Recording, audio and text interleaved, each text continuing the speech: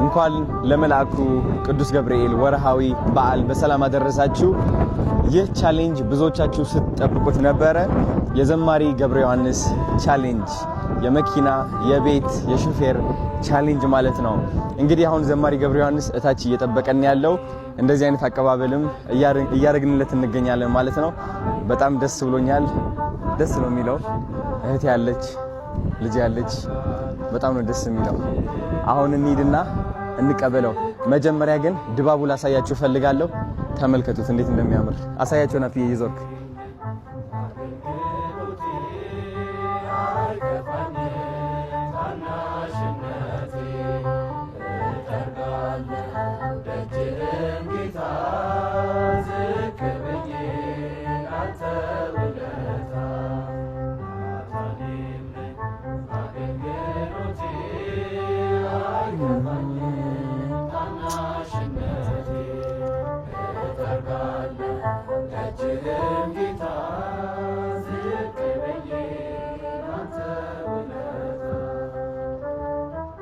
በጣም ደስ ይላል።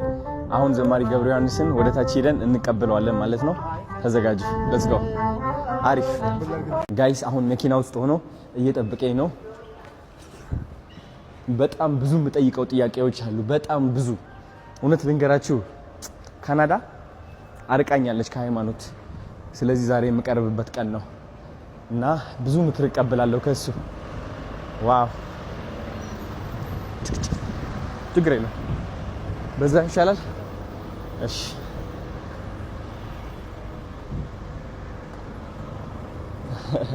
የነም ሄሎ፣ ሰላም ሰላም፣ እንዴት ነው? ደህና ነው ወይ?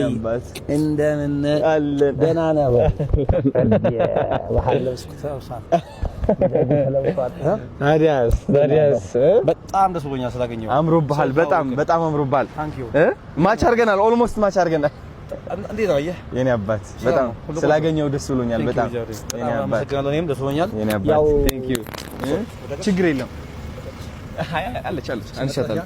እቺ ነገር የኔ ጌጥ ነው ታውቃለህ? አይትኛዋ ሚስቲኪ ሁሉ የሚያዝ ወዳለሁ። አረ ብቻ ያው እቺ ለውበት የደረች ቻው ለባህልስ አብራ የመጣች ታምራለች። ያው አልፎ አልፎ የምትያለች። አረ ሶ እኔ እቺን መያዜ እንደው ለግብአቱ የሚረብሽ ካለ በስተቀር አረ አይረብሽም፣ ምንም ነገር አይረብሽም። ታምራለች። ሙከራ አንድ ሁለት ሰማል። ሙከራ አንድ ሁለት የደንብ ይሰማል። ካሜራማን ይሰማል ወይ? ሰላም እያለ ነው ነበር። ይሰማል በድምጽ የኔ አባት ደረጃ አለች። እሺ አይሰማም፣ ኔጋ አይሰማም። እያደረቀሽ ነው። ይሄ ሰፈር ነበር አሪፍ 22 ነው ያለ ነው። እቺን ያዝኳት እንዳልኩ ይሄ ግንዛቤ መስጠት አለበት። ዋይት ኬን ሚዝ ብላይንድ ይሄ አሁን እንደ ቅንጦት ነው እኛ ሀገር የሚታየው። አረ አያት አሁን ተዘረጋች። እስኪ ዋው ነጭ ነች። በቃ ይሄ በደንብ ስታንዳርድ የጠበቀ ይሄ ግን ከሩም ከቢሮ ከአንጻር ይሄ አሁን አንድ አያት አሁን ይሄ ለግንዛቤ የሆነችው ዘንድ ነው። እቺን ያስኳት ግን እቃው ሲፈጠር ለውበት አብዛኛው ያምራል በጣም ለውበት ስለሆነ እንጂ የታችኛዋ ደግሞ ቀይ ነች። ይሄ አሁን ወደ ኤሌቬተር እየገባልሽ ኤሌቬተር እንኳን ነው ቆየ በጣም ሽነ ወይ ጉድ ና ትንሽ እዚህ አጠር ትላለችና ዝቅ ብለህ ግባሽ። እዚህ ጋር ደግሞ ደረጃ አለሽ። አጠር አሪፍ እህት ያለች ልጄም አለች። ዘማሪዎች አሉ። ልጅ አለ? አዎ እንግዲህ ማን ስሟ? እህቴ ሄሊና ትባላለች። ልጄ ደግሞ አክበረት ትባላለች። በእውነት እውነት መቀሌ ነው የተገናኘ። አድርሰሃል እንደዚህ? አይ ከመቀሌ ነው የተገናኘ ነው። ኦኬ መቀሌ ተገናኘን። የወለድኳት ልጅ አይደለችም ግን ልጄ ነች። ከዛም በላይ ነው እንዴ የኔ አባት ዘማሪዎች አሉ። ይበቃናል። ታዲያስ ቁጭ ላል እስቲ የኔ አባት እዚች ጋር ባይዞር እዛ ታንክ ዩ እሺ ነው ቁጭ ያለው መዝሙር ይለቅስ። እሺ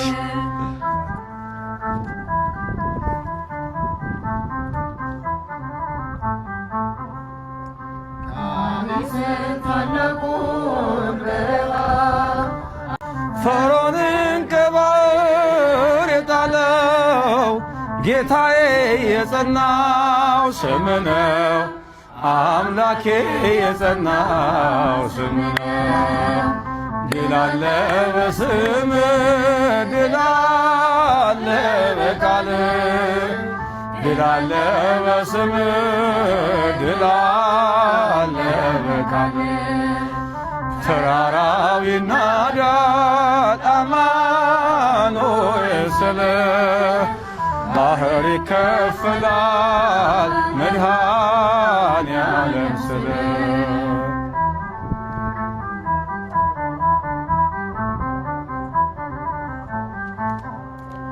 በእልልታ ቢፈርስ ኢያሪኮ ጠላትም ቢወድቅ ተማርኮ ቢሰጠን ለእኛ ከተማው የሆነው ሁሉ ካንተ ነው የሆነው ሁሉ ባንተ ነው ድል አለ በስምህ ድል አለ በቃልህ ተራራው ይናዳል አማኑኤል ስልህ ባህር ይከፈላል መድኃኔዓለም ስልህ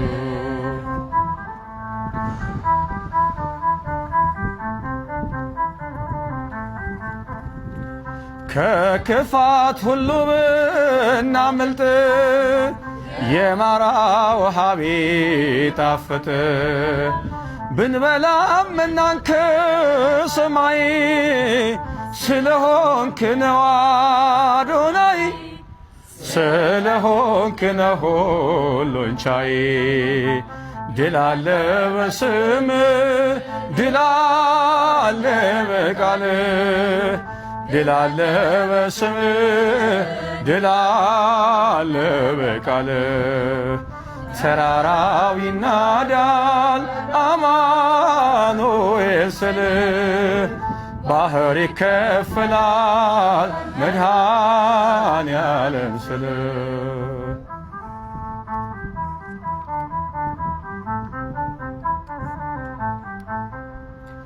እኔ መጠየቅ የምፈልጋቸው ጥያቄዎች አሉ። ምክንያቱም ካናዳ ነበርኩኝ ለ7 ዓመት ሙሉ ውጭ ሀገር።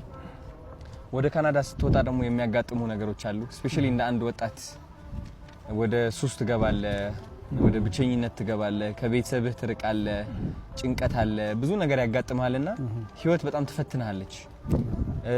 እንግዲህ እኔ አሁን ባለሁበት ሁኔታ ከሃይማኖቴ ራቅ ብያለሁ እና እንደ አንድ ሁሉም የሚያውቅ ሳይሆን እንደ አንድ እንዳጠፋ ሰው ከሃይማኖቱ እንደራቀ ሰው እና እቺ ዓለም እንዳሸነፈችው ሰው ሆኜ ነው የቀረብኩት። ጥያቄዎችም ልጠይቅህና ምክርህንም ልሰማ እና የበለጠ ወደ መንፈሳዊነቴም ቀረብ እንድል ማለት ነው። እና እንደኔ ያሉ በህይወት በዓለማዊ ህይወት የተሸነፉ ስፔሻሊ ካናዳ በነበርኩበት ጊዜ በሱስ የተሸነፉ የህይወት መንገድ የጠፋባቸው ሰዎች ምን አይነት ምክር ትሰጣለህ? አዶናይ በጣም በዚህ አጋጣሚ ስላገኘሁ ደስ ብሎኛል። ስለዚህ በጎነትህም አጋጣሚውን ተጠቅሜ ይሄንን በጎ ነገር በልብህ ያስቀመጠ እግዚአብሔር መንፈስ ቅዱስ ስሙ የተመሰገነ ይሁን። ምክንያቱም ይሄን የሚያሳስብ እግዚአብሔር ካልሆነ በስተቀር ካንተ በላይ ብዙ ማድረግ የሚችሉ ሰዎች አሉ። ማለትም ኢቭን አንተ የሄድክበት ያለውን የሚዲያም አቅም ከዛ በላይም ሰዎች ሊኖሩ ይችላሉ። ነገር ግን በበጎ ስራ ውስጥ ተሳትፈሃልና ደግሞ እንደ አንድ እድለኛ ሰው ደግሞ እኔን በዚህ መልኩ ደግሞ በእኔ በኩል እንድትሰራ አንደበት ላይ አእምሮ ላይ ይሄንን በጎ ነገር ያስቀመጠ መጀመሪያ ስሙ ይመስገንና እኔ እንግዲህ የምክር ሰው ብዙ አይደለሁም። ያው እንደምታውቀው አንድ ታለንት አለችኝ ወይም አንድ መክሊት አለችኝ። እሷም እግዚአብሔር ያደረገልኝን በዜማ በተወሰነ ነገር አመስግኖ ማለፍ ነውና ከኔ ብዙ ምክር አትጠብቅም። ያው ሰባኪያን መምህራን ሲሆኑ በደንብ አድርገው መጽሐፍ ቅዱስን ጠቅሰው ያስተምሩ ይችላሉ። እኔ ግን እንደው ምናልባት ምክር ሊባል ከቻለ እንግዲህ እግዚአብሔር በአንድም በሌላም ትላንት የነበርክበትን ነገር አስትቶ ወደዚህ በጎ ስራ አምጥቷል። ስለዚህ ከዚህ በኋላ ያንን እያስታወሱ ወደ ኋላ መቆዘም ጥቅም የለውም። ምክንያቱም እግዚአብሔር ከይቅርታ በላይ የትላንት በደላችንን በማያልቀው ምሕረቱ መጠን ካለፈልን ትላንት እያስታወስን ወደ ኋላ የምንቆዝንበት ነገር አይኖርምና መጀመሪያ ትላንትን ከዚያ ከእስር ሆኖ ከሚያሰቃይ ከነበረው ቅድም ካልካቸው በጎ ያልሆኑ ተግባራት እንኳን በሰላም አውጥቶ ወደዚህ በጎ ነገር አደረሰ።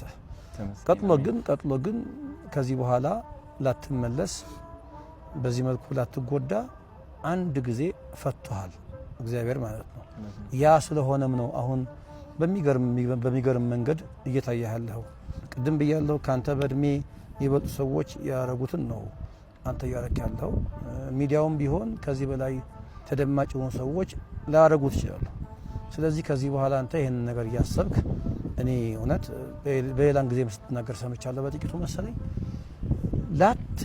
ላትመለስ ከዚህ በኋላ ጠላት ላይ ጫወትብህ ሰይጣን ላይ ጫወትብህ ላትመለስ አንድ የፈቶህ አሁን በመናየው አዶናይ ስለገለጠ ከዚህ በኋላ የትላንቱ እያስታወስን የምንቆዝበት ነገር አይኖርም። ነገር ግን እንደምክር ደግሞ የቆመ ሰው ሁሉ የቆመ ቢመስለው እንዳይወድቅ ይጠንቀቅ የሚል መጽሐፍ አለ ቃል አለ። ሁሉ ጊዜኛ መቆማችን ስናስብ መውደቅ ሊኖር ስለሚችል አጠንክረን እግሮቻችንን ከመሬት ላይ በመጥበቅ መጽሐፍ ቅዱስን አብዝቶ በማንበብ ጸሎትን በማድረግ የደረገልን ነገር አብዝተን በማሰብ ግን ከዚህ በኋላ ያ ነገር እንዳይከሰት ግን መከላከያ አጥር ይሆን ዘንድ እሱ ነው ማመክረህ። አሁን በመቆምህ ደስ ይል ይገባል። ነገር ግን ደግሞ እኔም አንተም ሁላችንም የቆምን ሲመስለን ድንገት መውደቅ እንዳይኖር ደግሞ ሁሉ ጊዜ በጸሎት በጾምና በተጋድሎ ራሳችንን ማበርታት ግን ይኖርብናል። ስለ ትላንቱ ማንነት ግን ስራ ስለሰራ ላትፈታ ላትታሰር ከዚህ በኋላ የትላንቱን ማንነትን ከዚህ በኋላ ታሪክ ሆኖ እንዲቀር ደግሞ ስለረዳህ አምላካችንን እናመሰግነዋለን። አሁንም ግን መክረች ብቻ ናት። የቆመ ሰው ሁሉ የቆመ እንዳይመስለው መውደቅ ሊኖር ስለሚችል በጾም በጸሎት በተጋድሎ ማንም እንዳልሆንክ ራስህ ምንም እንዳልሆንክ የሚያደርግልህ እግዚአብሔር የሚሰራብህ እግዚአብሔር እንደሆነ ካሰብክ ከዚህ በኋላ ምን ነገር ሊመጣ እንደማይችል ነው ልመክርህ የምችለው። ሌሎችም ሰዎች ይህን የምናወራውን ነገር አስተካክለው ቢሰሙ የሚመከሩ ይመስላል። ቅድም ብያለሁ የምክር ሰው አይደለሁም፣ ብዙም የንግግር ሰው አይደለሁም። የሚቀናኝ ዜማ ስለሆነ እንደው ሌላ ጊዜ በዜማ በግጥም ደግሞ ተከሽኖ ይህን ዝማሬ ብንሰራው ሳይሻል አይቀርም።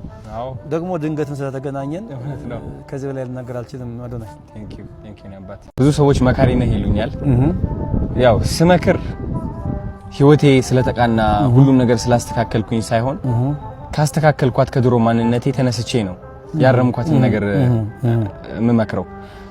እናም ያንተ ምክሮች ደግሞ በንግግር ብቻ ሳይሆን በመዝሙሩም በጣም ብዙ ሰዎች አክመሃል መንፈሳቸው እና በጣም ትልቅ መካሪ ነህ ልልህ እፈልጋለሁ። በእኔ መነጽር በብዙ ኢትዮጵያውያን መነጽርም እና አንዲት ጥያቄ ደግሞ በህይወትህ በጣም ከባድ የምትላት ቀን መቼ ነች?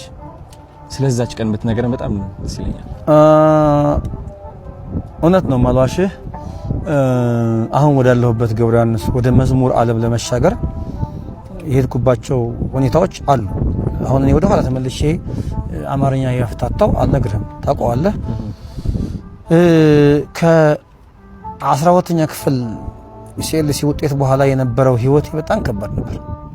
እኛ የመንግስት ተማሪዎች ነን እንደምታውቀው የነበር ነው እና በዛን ጊዜ እኛ መንግስት ጋር ስለምንኖር ስንበላም ስንጠጣም ከመንግስት ተመድቦ የሚመጣ ባጀት ነው የምንኖረው። ከዛ በኋላ ያ ነገር ሲቆም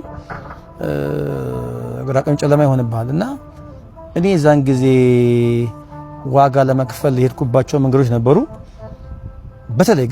በተለይ ግን ወደ መንፈሳዊ መዝሙር ለመስራት አልጋ ባልጋ ነበር ይመስለኝ። ቤተ እግዚአብሔር ጋር ስገባ ሁሉ ነገር ክፍት ነበር ይመስለኝ እና ጥቂት የዛን ጊዜ ያየዋቸው ፈተናዎች አልደብቅህም። አሁን የማየውን ገብረ ዮሐንስ አሁን ያለውን ገብረ ዮሐንስ ይመጣል ብዬ ያላሰብኩባቸው ቀናት ነበሩ። ይሄ በጣም ማረሳው ቀን ነው። እሱ ቀን 2002 ላይ በተለይ ይሄ ያ አመት ለኔ በጣም ከባድ አመት ነበር። ምናልባትም ተስፋ ቆርጬም ለምንድነው ወደ ሌላ መንገድ ራሴን ማላየው ብዬ ያሰብኩባቸው ቀናት ነበሩ። እግዚአብሔር ግን በአንድም በሌላም በኩል መጥቶ አሁን የምናየውን ገብረ ዮሐንስ ሊቀርጽ ያችን አመት ተጠቀመብኝ። አሁን ዛሬ የምታየውን ሰው ታያለህ። ስለዚህ ያ ቀን እኔ ከኤስኤልሲ ውጤት በኋላ ያለው ገብረ ዮሐንስን አሁን የምናየው ለማግኘት የተከፈለው ዋጋ ለኔ የመጨረሻ ተስፋ የቆረጥኩበትን ቀን ነው። ሰዎችም ተስፋ አድርጌ ነበር ማልደብቅ አሁን ከለከለ ያለህምና ወደ መዝሙርም ስሻገር ወደዚህ ወደ ቤተ እግዚአብሔር ስመጣም ያግዙኛል ያልኳቸው ሰዎች የነበሩ ሰዎች ነበሩ። የዛን ጊዜ ግን የነበራቸው ሪስፖንድ መጠብቀው ያክል ስላልነበረ እኔ ከዛ በላይ ተስፋ ቆርበት ጊዜ አልነበረ። ግን እንኳን ደግሞ ያንን ቀን ማየት ይጠቅመኛል። ከዛ እግዚአብሔር በሌላ በኩል መቶ ደግሞ ሰው አስነሳ እና አሁን ይሄን የምናየውን ገብረ ዮሐንስ ቀስ በቀስ ለማየት ደርሰናልና ያቺ አመት ያቺ 2002 አመት በተለይ በጣም ከባድ ዘመን ነበር። ከባድ ዘመን ነበር። ዋው 15 አመት ያልኩ ነው። በጣም ብዙ ነገር አልፋል። ከዚህ ሁሉ ጥንካሬ በስተጀርባ ትልቅ ፈተና አለ። እሱን ፈተና ስላለፍክ ነው እዚህ ደረስከው። ዋው